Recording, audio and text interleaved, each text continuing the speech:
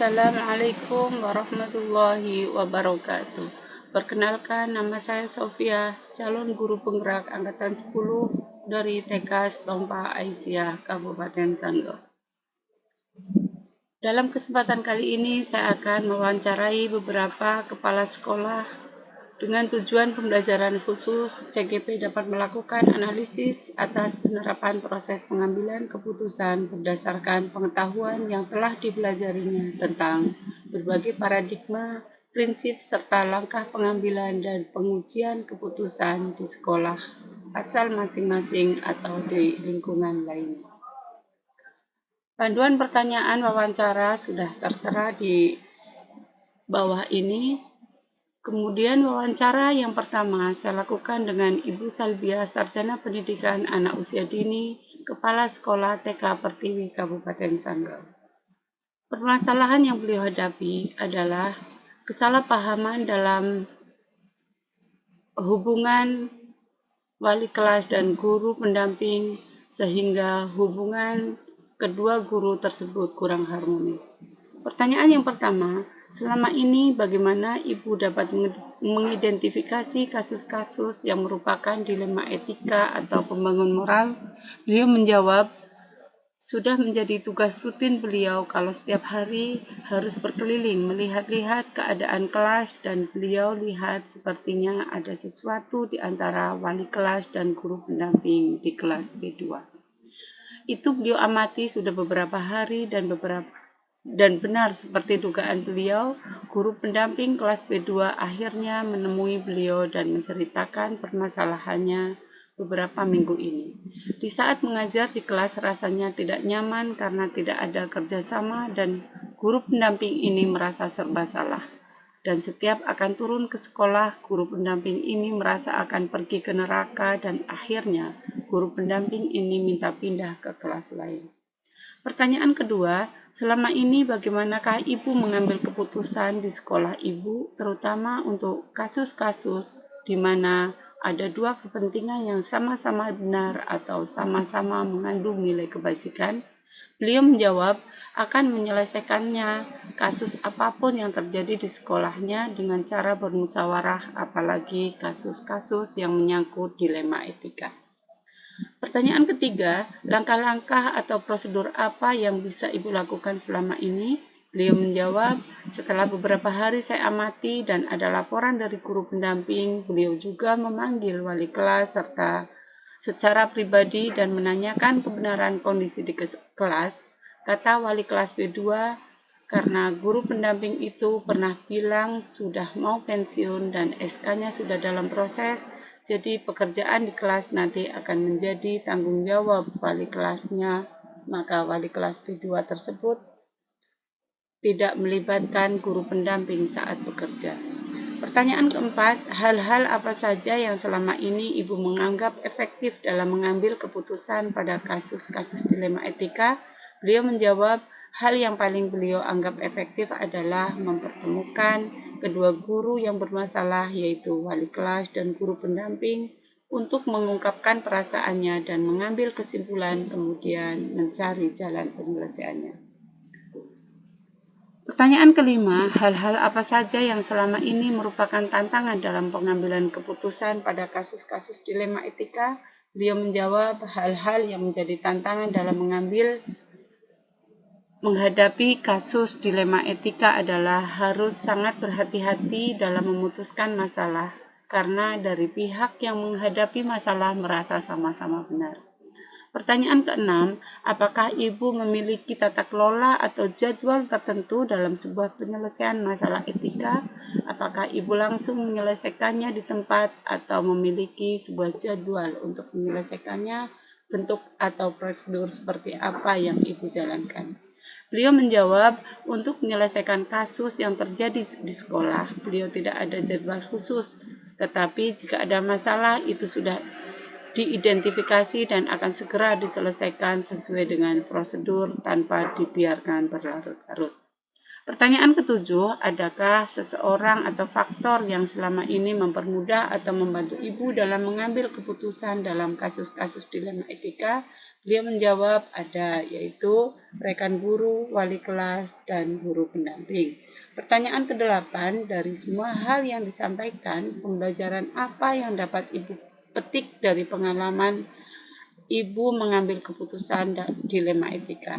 Beliau menjawab, perasaan beliau merasa lega karena permasalahan gurunya yang sedang dihadapi sudah diselesaikan. Kemudian untuk wawancara yang kedua, saya laksanakan bersama dengan Ibu Yuliana Master, Sarjana Pendidikan Anak Usia Dini. Beliau adalah Kepala Sekolah TK Aisyah Bustanul Arfal Sanggopernai. Permasalahan yang beliau hadapi adalah orang tua murid yang terlalu protektif terhadap anaknya sehingga anaknya tidak bebas bergerak dan guru-guru serta murid-murid yang lain di sekolah merasa kurang leluasa. Pertanyaan yang pertama, selama ini bagaimanakah Ibu dapat mengidentifikasi kasus-kasus yang merupakan dilema etika atau pembangun moral? Beliau menjawab, baik, Cara beliau mengidentifikasi kasus adalah dengan adanya orang tua yang terlalu mengatur anaknya yang sudah dititipkan ke sekolah dan anaknya harus dijaga ekstra di sekolah oleh gurunya. Padahal di sekolah anaknya tidak hanya anak orang tua tersebut. Pertanyaan yang kedua, selama ini bagaimana Ibu mengambil keputusan di sekolah Ibu, terutama untuk kasus-kasus di mana ada dua kepentingan yang sama-sama benar atau sama-sama mengandung nilai kebajikan? Beliau menjawab akan segera mengatasi masalah tersebut dan tidak akan membiarkan kasus ini terlalu lama. Walaupun ini dilema bagi saya dan harus ada komunikasi antara guru kelas, kepala sekolah, dan juga orang tua murid. Pertanyaan ketiga, langkah-langkah atau prosedur apa yang bisa Ibu lakukan selama ini? Beliau menjawab, sebelum beliau mengambil tindakan karena sudah ada laporan dari orang tua atau wali kelas, beliau adakan rapat semua dewan guru, kemudian beliau memanggil orang tua murid tersebut untuk menyelesaikan kasus tersebut. Pertanyaan keempat, hal-hal apa saja yang selama ini Ibu anggap efektif dalam mengambil keputusan pada kasus-kasus dilema etika? Beliau menjawab, untuk urusan pertumbuhan dan perkembangan anak selama di sekolah menjadi tanggung jawab dewan guru dan jangan terlalu didikte karena akan membuat anak susah berkembang. Pertanyaan kelima, hal-hal apa saja selama ini yang merupakan tantangan dalam pengambilan keputusan pada kasus-kasus dilema etika? Beliau menjawab, tantangannya adalah kalau ada orang tua yang terlalu protektif terhadap anaknya yang sudah diserahkan ke sekolah, jadi anaknya kurang mandiri. Pertanyaan keenam, apakah Ibu memiliki tata kelola atau jadwal tertentu dalam sebuah penyelesaian masalah etika? Apakah Ibu langsung menyelesaikannya di tempat atau memiliki sebuah jadwal untuk menyelesaikannya? Bentuk atau prosedur seperti apa yang Ibu jalankan? Beliau menjawab, tidak ada jadwal waktu tertentu, tetapi setiap ada kasus harus segera diselesaikan dan tidak berlarut-larut sesuai prosedur. Pertanyaan ketujuh, adakah seseorang atau faktor yang selama ini mempermudah atau membantu Ibu dalam mengambil keputusan dalam kasus-kasus dilema etika? Beliau menjawab, ada, yaitu guru kelas, orang tua murid, dan rekan guru yang lain.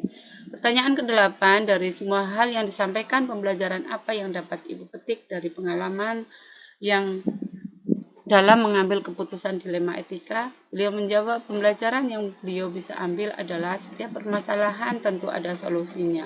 Yang terpenting adalah komunikasi sesama rekan guru, wali kelas, orang tua murid, dan juga murid-murid di sekolah. Wawancara yang ketiga saya lakukan dengan Bunda Hermin Hidayati, Sarjana Pendidikan Anak Usia Dini. Beliau adalah Kepala Sekolah TK Negeri Pembina Kabupaten Sanggau. Permasalahan yang beliau hadapi adalah adanya guru senior yang sudah mengalami sakit stroke dan membuat sikapnya berubah terhadap anak-anak di sekolah di saat mengajar di kelas. Pertanyaan pertama, selama ini bagaimanakah Ibu dapat mengidentifikasi kasus-kasus yang merupakan dilema etika atau pembangun moral? Beliau menjawab, cara mengidentifikasikannya menurut beliau sebelumnya memang sudah beliau rasakan perubahannya semenjak sembuh dari sakit stroke dan adanya laporan dari beberapa wali murid dan dikonfirmasi juga ke rekan-rekan guru di sekolah. Pertanyaan kedua, selama ini bagaimanakah Ibu mengambil keputusan di sekolah Ibu, terutama untuk kasus-kasus di mana ada dua kepentingan yang sama-sama benar atau sama-sama mengandung nilai kebajikan? Beliau menjawab, dalam mengambil keputusan kasus yang sama-sama mengandung nilai kebajikan, itu memang lumayan rumit, tapi beliau mengatakan serumit apapun harus tetap diselesaikan. Pertanyaan ketiga, langkah-langkah atau prosedur apa yang bisa Ibu lakukan selama ini? Beliau menjawab, setelah beliau amati dan rasakan serta mendapat laporan dari beberapa orang tua murid, akhirnya beliau akan pertemukan sesama guru tanpa melibatkan guru yang sakit karena untuk menjaga perasaannya, dan beliau merencanakan untuk mengalihkan tugas guru yang sakit ke pekerjaan yang tidak berhubungan langsung dengan murid. Setelah disetujui, dipanggillah guru yang sakit dan diungkapkan tujuannya untuk mengalihkan tugas, yaitu menjaga UKS, perpustakaan, dan menjadi seksi konsumsi. Pertanyaan keempat, hal-hal apa saja selama ini yang dianggap efektif dalam pengambilan keputusan pada kasus-kasus dilema etika? Beliau menjawab, hal yang paling efektif yaitu mengalihkan tugas guru yang sakit tersebut ke bagian lain yang tidak berhubungan langsung dengan murid setiap harinya. Dari pertanyaan yang kelima, hal-hal apa saja yang selama ini merupakan tantangan dalam pengambilan keputusan pada kasus-kasus dilema etika? Beliau menjawab, tantangannya adalah menjaga perasaan guru yang sakit, menjaga kepercayaan orang tua terhadap sekolah. Pertanyaan keenam, apakah Ibu memiliki tata kelola atau jadwal tertentu dalam sebuah penyelesaian masalah etika?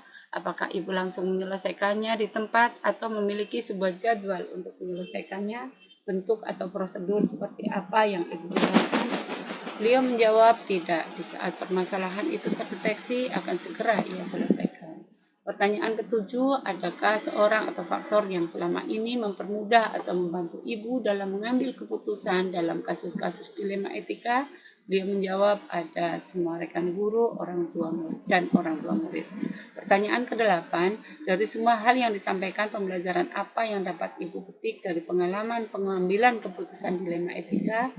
Beliau menjawab, pembelajaran yang bisa diambil adalah apapun masalah yang ada di sekolah harus segera diselesaikan dengan selalu menjaga perasaan guru dan orang tua murid serta berpihak pada kenyamanan murid dalam belajar di sekolah. Hal-hal yang menarik dari wawancara tersebut adalah semuanya melakukan identifikasi permasalahan, kemudian melakukan komunikasi melalui musyawarah, yang selanjutnya mengambil keputusan yang dapat dipertanggungjawabkan, kemudian meminimalkan dampak negatif dari semua permasalahan. Kemudian yang saya lihat ketika kepala sekolah tersebut sudah sesuai dengan modul 3.1 tentang pengambilan keputusan berdasarkan nilai-nilai kebajikan. Dari hasil wawancara 3 kepala sekolah tersebut, ada persamaan, perbedaan, dan yang menonjol dari wawancara tersebut. Dari yang saya amati, semua ada sama-sama melakukan identifikasi, kemudian ada sama-sama melakukan diskusi dalam mengambil keputusan, sama-sama tidak ada jadwal dalam menangani kasus tersebut. Kemudian menurut saya ketiga kepala sekolah sudah memenuhi dan melakukan pengambilan keputusan yang berpihak pada murid dan bertanggung jawab. Perbedaannya adalah objek kasusnya, ada yang permasalahan dengan guru, ada permasalahan dengan orang tua, dan ada permasalahan dengan murid. Dari ketiga kepala sekolah sudah melakukan pengambilan keputusan berdasarkan nilai-nilai kebajikan dan memenuhi salah satu dari 4 paradigma dan 3 prinsip serta 9 langkah pengambilan dan pengujian keputusan. Untuk rencana ke depannya, yang harus dilakukan adalah sebagai pemimpin harus memiliki rencana ke depannya dalam menghadapi permasalahan dilema etika yang melakukan praktik menggunakan tahapan-tahapan pengambilan keputusan. Kemudian efektivitas pengambilan keputusan yang sudah diambil dapat diukur dan melakukan pengujian benar salah sehingga keputusan yang diambil saling menguntungkan dan berprinsip kekeluargaan. Selanjutnya, penerapan apa yang akan saya lakukan, penerapan dalam pengambilan keputusan dilema etika pada lingkungan saya sendiri. Saya akan selalu mengidentifikasi permasalahan yang terjadi, kemudian selalu melakukan koordinasi dengan rekan di sekolah sesuai dengan prosedur. Demikian saya tampilkan daftar checklist untuk wawancara. Demikianlah hasil analisis wawancara saya dengan ketiga kepala sekolah. Akhirnya saya ucapkan terima kasih, salam guru penggerak dan salam bahagia. Assalamualaikum warahmatullahi wabarakatuh.